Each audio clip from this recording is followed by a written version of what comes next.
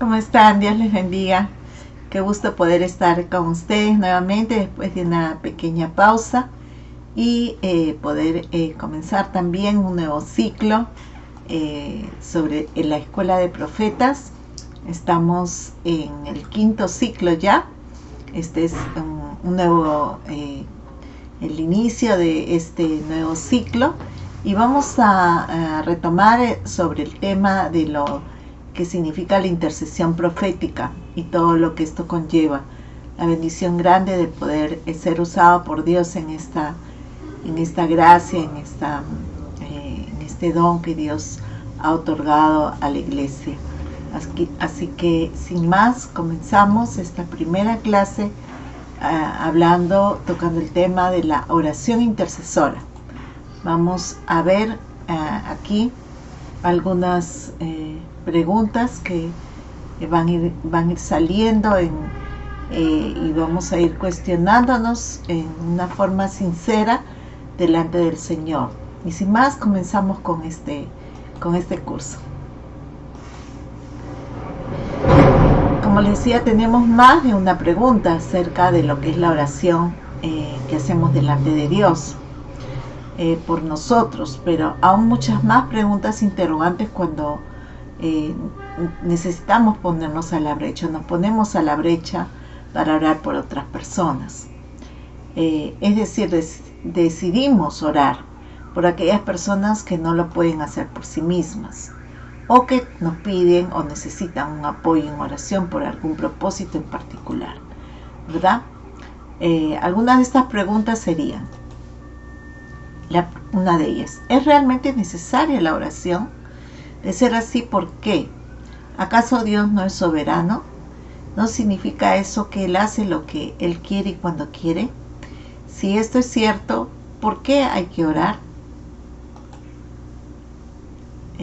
Otra pregunta sería, ¿está garantizada automáticamente la voluntad de Dios para un cristiano o está relacionada con la oración y con otros factores?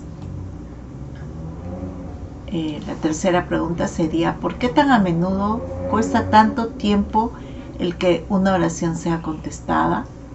¿Por qué se requiere perseverancia? Jacob luchó con Dios.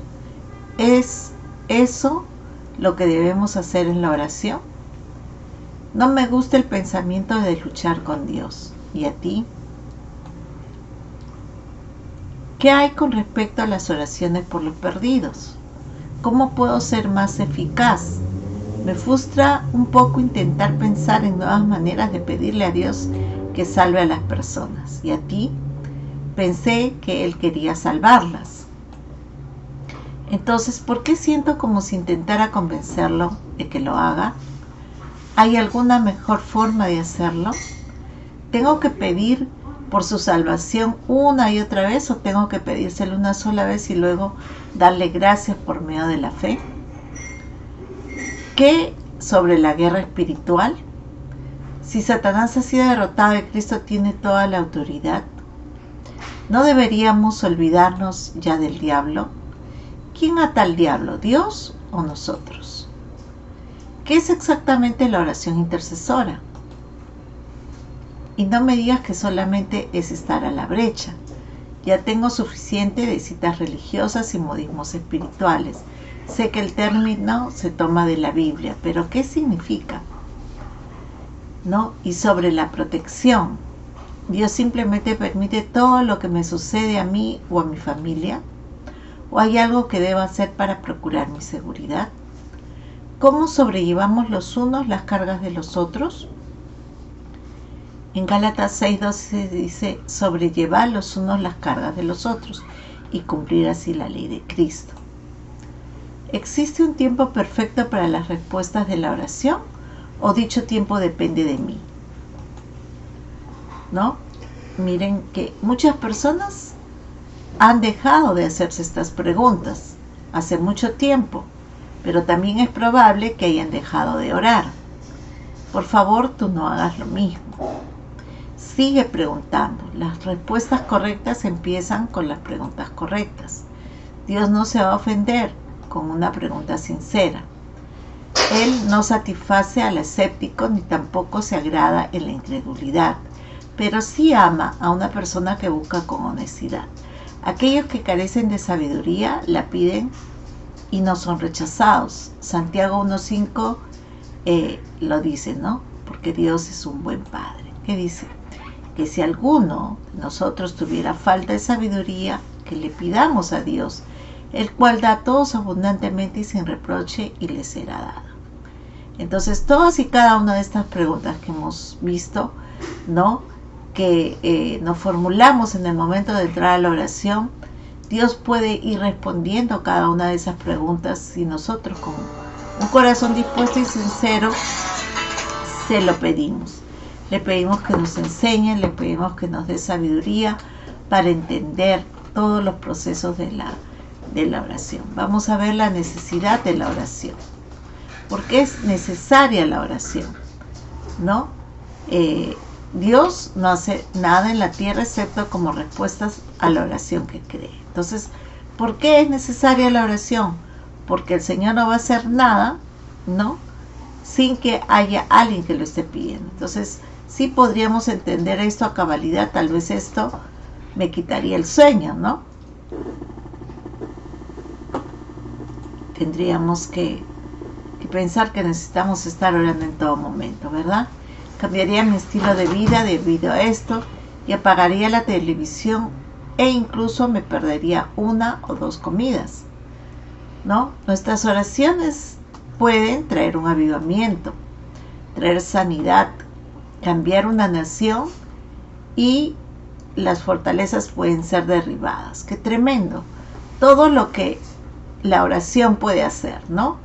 Miren, ¿no? Son algunas de las cosas definitivamente que puede no solamente cambiar una nación, puede cambiar también a una persona, a un matrimonio, ¿no?, a una congregación. Puede traer un avivamiento personal o grupal, o aún de la nación entera. Puede traer sanidad sobre nosotros, sobre nuestra familia, sobre la tierra. Puede derribar fortalezas que han sido establecidas por demonios durante décadas, durante años, durante siglos. Entonces es importante la oración. Dios va a estar atento a nuestra oración. Aquí vemos parte de un comentario de un siervo de Dios. Bones dijo lo siguiente en un libro, dice: Dios moldea al mundo a través de la oración. Cuanta más oración hay en la tierra, el mundo será mucho mejor. Serán más grandes las fuerzas en contra del mal. Las oraciones de los santos de Dios lleva a cabo su gran obra en la tierra. Dios condiciona la misma vida y prosperidad de su causa en la oración. Qué tremendo, ¿verdad? Aquí vemos este libro que se llama El poder a través de la oración de Bones, donde él describe estas cosas que son trascendentales, importantes para la vida de un cristiano. Todo aquel que ha entrado en esa relación de oración se apasiona porque ve el resultado de sus oraciones, se notan, se dejan ver. Dios te permite ver que hay situaciones grandes que ocurren a causa de tu oración. Si estás de acuerdo con esto, vas a orar más. También es muy probable que ores con una fe mayor, ¿no? Vamos a ver el plan original de Dios. Realmente la respuesta a la necesidad de la oración yace en el plan original de Dios al crear a Adán, ¿no? Sabemos que la oración es una conversación con Dios, es acercarnos a Dios, ¿no? Vamos a ver cómo el nombre Adán significa hombre o ser humano. En otras palabras, Dios creó al hombre y le llamó hombre. Hizo a un humano y lo llamó humano. Creó a Adán y lo llamó Adán. De hecho, a menudo cuando la Biblia utiliza el término hombre, la palabra hebrea que se utiliza es Adán, deletreada literalmente. Esto significa que Adán nos representa a todos. Lo que Dios quiso para él, lo quería para toda la raza humana. Entonces, ¿cuál era la intención de Dios inicialmente? Dios le dio a Adán y a Eva y a sus descendientes dominio, autoridad sobre la tierra, sobre su creación, ¿no? Como lo vemos en Génesis 1 del 26 al 28. Dice así: entonces dijo Dios, hagamos al hombre a nuestra imagen, conforme a nuestra semejanza, y señoreen en los peces del mar, en las aves de los cielos, en las bestias, en toda la tierra y en todo animal que se arrastre sobre la tierra. Y creó Dios al hombre a su imagen. A imagen de Dios los creó. Lo creó, varón y hembra los creó.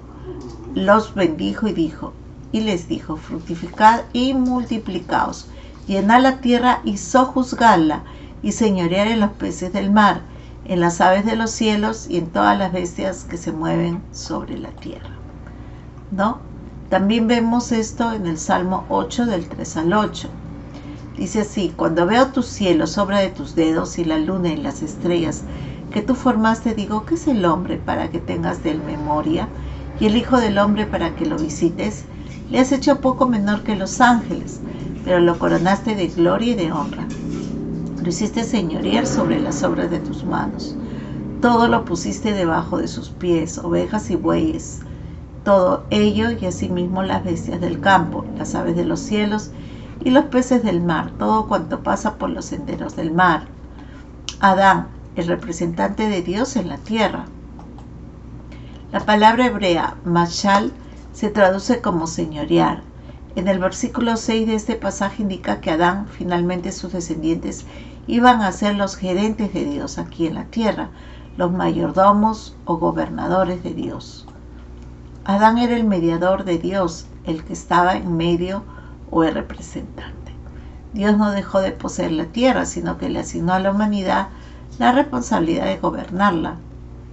El Salmo 115:16 también confirma esto. Dice: los cielos de Jehová, y ha asignado la tierra a los hijos de los hombres. ¿No? Qué tremendo. Esta traducción comunica con una mayor exactitud el significado de la palabra hebrea Natán, que frecuentemente se traduce como dado. Dios nos dio la tierra que poseía, Dios no dio la tierra que poseía, sino que le asignó a la humanidad la responsabilidad de gobernarla.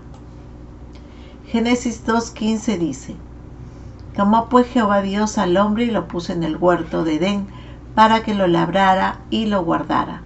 La palabra guardarse es la traducción de la palabra hebrea shamar, que significa cuidar o proteger. Es la palabra principal utilizada para un vigía en las escrituras. Adán literalmente era el vigía de Dios o el guardián en la tierra.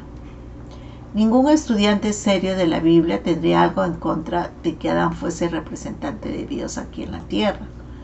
Pero, ¿qué es lo que de hecho significa representar a alguien? El diccionario define representar como volver a presentar. Otra manera de decirlo podría ser representar a alguien. Un representante es alguien que representa la voluntad de otra persona. El diccionario también da los siguientes significados: exhibir la imagen o la parte de, hablar y actuar con autoridad de parte de, o ser sustituto o agente de. Suena muy parecido a lo que Dios le dijo a Adán, ¿no creen? Ahora, no es una labor pequeña representar a Dios. Por lo tanto, para ayudarnos a los humanos a llevar a cabo tal tarea de una forma más adecuada, Dios nos hizo como Él. Dice Génesis 1:27: y creó Dios al hombre a su imagen. A imagen de Dios lo creó, varón y hembra los creó. La palabra hebrea para imagen es selem, la cual involucra el concepto de una sombra o fantasma o una ilusión. Una ilusión es algo que te parece ver, pero al observarlo más de cerca descubres que tus ojos te han hecho una jugada. Cuando el resto de la creación veía a Adán, debieron haberlo visto 2 veces, probablemente pensando algo como lo siguiente: por un momento pensé que era Dios, pero únicamente se trata de Adán. ¿Qué te parece esta representación? Además, se nos dice que Adán era similar o comparable a Dios. Qué tremendo, ¿verdad? La traducción hebrea de Mu, traducida semejanza en Génesis 1:26, proviene de la raíz damad, que significa comparar. O sea, Adán era parecido, comparable a Dios. Adán era muy parecido a Dios, ¿no? La definición de la palabra hebrea kabod se traduce como gloria, significa literalmente pesada o peso. Esto, por supuesto, está unido al concepto de autoridad. Aún utilizamos la ilustración en la actualidad cuando nos referimos a alguien que lleva mucho peso. Adán llevaba el peso de la tierra, o sea, la carga, la responsabilidad. No sabemos cuánto pesaba él, pero pesaba. Representaba a Dios con toda la autoridad. ¡Qué tremendo! Él estaba a cargo de todo. La palabra griega para gloria, doxa, es igualmente reveladora. Involucra el concepto de reconocimiento. De forma más precisa, es aquello que hace que algo o alguien sea reconocido por lo que realmente es. Cuando leemos en las Escrituras que la humanidad es la gloria de Dios, ¿no? Eso está en 1 Corintios 11:7. Dice, porque el varón no debe cubrirse la cabeza, pues él es imagen y gloria de Dios. Nos quiere decir que Dios era reconocido en los humanos. ¿Por qué? Para que los humanos le pudieran representar de una manera exacta. Cuando la creación miraba a Adán, se suponía que debían de ver a Dios. Y esto sucedía, es decir, hasta que Adán pecó y fue separado de la gloria de Dios. Dios ya no es reconocido en la humanidad caída. Debemos de volver a la imagen de Dios cambiando de gloria en gloria. 2 Corintios 3:18 lo dice, ¿no? Para que se vuelva a efectuar este reconocimiento. Entonces, por eso es que dice que necesitamos estar de gloria en gloria y de victoria en victoria para que nuevamente la imagen, ¿no? La representatividad de Dios se dé en un cristiano, ¿no? Si no vamos transformándonos de gloria en gloria, entonces no vamos a poder tener ese encargo de Dios, ese peso de Dios, esa responsabilidad de Dios de gobernar, de sojuzgar, de cuidar la tierra. Vamos a ser cristianos que vamos a vivir solamente para preocuparnos de nuestros propios intereses, pero no de los intereses de Dios, que es cuidar la tierra. Ese fue el primer encargo, ese fue el principal motivo por el cual Dios creó a Adán, al hombre, para que lo representara, lo hizo a su imagen, para que lo representara, para que administrara, gobernara la tierra, ¿no? Entonces tenemos que entender que el propósito de la redención de los seres humanos es para que vuelvan al diseño original, al diseño de Adán, al diseño del que representa, del hombre que representa a Dios, del hombre que gobierna de parte de Dios esta tierra. Qué tremenda responsabilidad, ¿verdad? Dejar que Dios nos vaya cambiando y transformando de gloria en gloria para parecernos a Dios.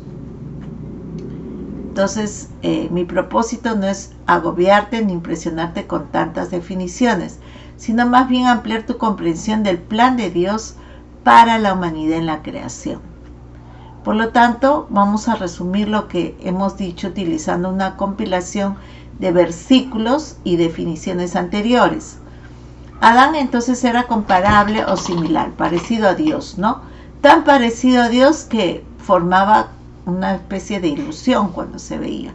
Dios era reconocido en Adán, lo cual significaba que Adán llevaba el peso, ¿no? de esa gloria de Dios aquí en la tierra. Adán representaba a Dios, presentando una vez más su voluntad aquí en la tierra. Adán era el gobernador de Dios o el gerente general. La tierra le había sido asignada a Adán. Estaba a cargo, al cuidado de él. Adán era el vigía o el guardián. La manera en que iban las cosas en el planeta Tierra, para mejor o para peor, dependía de Adán y de su descendencia. Entonces, ¿qué pasó? Dios ya no necesitó más de aquel querubín protector. Recuerdan que Luzbel cayó, ¿verdad?, de la gracia de Dios, por lo cual él toma otro plan y crea al hombre, al Adán, al que se parecía más a Dios, ¿no? Porque los ángeles no fueron hechos a imagen y semejanza de Dios, pero aquel Adán, aquel hombre sí tenía un peso de la gloria de Dios, tenía un parecido a Dios y fue asignado como aquel que era el nuevo cuidador, el nuevo guardián de la tierra. Ya no iba a ser el Luzbel, ¿no?, el querubín protector, sino iba a ser un Adán, un hombre, otra creación que Dios hizo para ese propósito. Entonces, si la tierra hubiese permanecido como el paraíso, ¿no?, como al principio, se debería a la humanidad. Si las cosas se echaron a perder, fue debido a la humanidad. Y si la serpiente logró hacerse del control, no, se debió a la humanidad. En realidad la humanidad estaba a cargo. ¿Por qué hizo las cosas de esta manera? ¿Por qué se arriesgó? No, solo hay una respuesta. Dios quería una familia, hijos e hijas, que se relacionaran personalmente con Él y viceversa. Así que creó unos padres originales similares a sí mismo y puso su vida misma y su espíritu en ellos. Les dio un bello hogar con muchas mascotas y se sentó y luego dijo: esto está bueno. Diariamente tenía relación con ellos, les enseñaba sobre sí mismo en su casa y les dijo: dadme algunos nietos y nietas. Ahora Dios era padre y estaba emocionado. ¿Amén?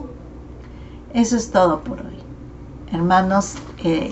Nuestro propósito de ser intercesores, de orar, es justamente poder nosotros tomar un poco de esa gloria de Dios, ir de gloria en gloria, de victoria en victoria, viendo su grandeza, su poder, y de esta manera poder nosotros asumir la tremenda responsabilidad que fue dada a Adán en algún momento.